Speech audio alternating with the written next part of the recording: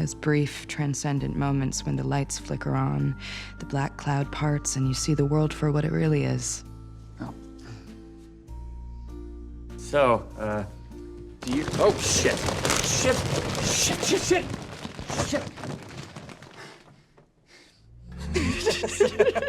If you're lucky, you'll experience this once in your lifetime. God damn, that was smooth. Yeah. For me, So smooth. it happened twice. The first was the day I met Josh, I'm Josh. I'm Iris. and the second, the day I killed him.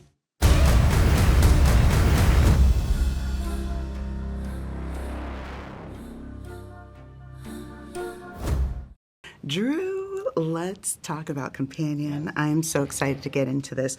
So, when we talk about the idea of what makes a human, what makes humanity, the kind of cinematic answer is like love. Love does it. But I have a theory that in this film, it's positing more about what if it's deceit? What if it's the ability to kind of deceive and to kind of have your own manipulations that makes you human? Because the companion that we see doesn't have the ability to lie.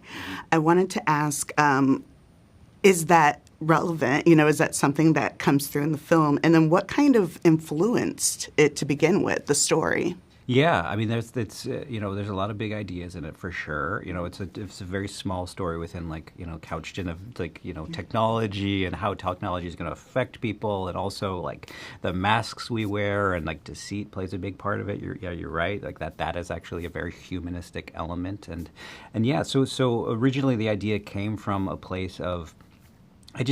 Truthfully, I just needed like a writing sample that reflected my voice. I was in a position where I wasn't getting like job opportunities that I wanted. And I love genre. I love horror. I love thriller. I love sci-fi.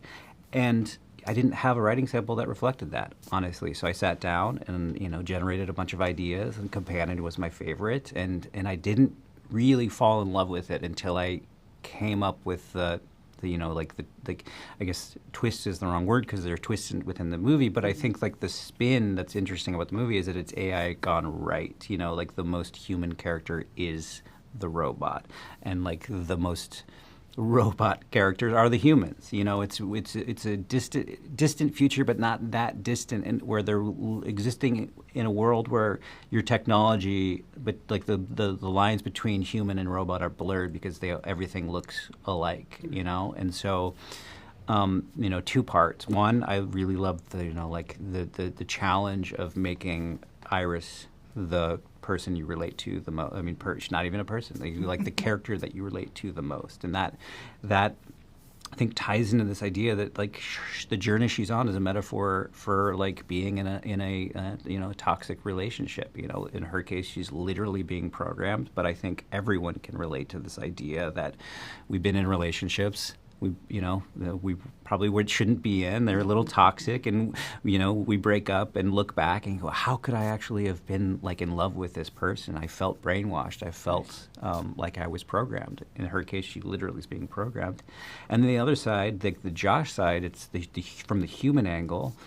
It's like, how does this technology affect us when you live in a world where your phone looks like a human being? Like how would that not only affect your how you interact with the robots, but how does it affect your interacting with humans? And in Josh's case, it makes him like kind of objectify everything. Like everything is an object to him.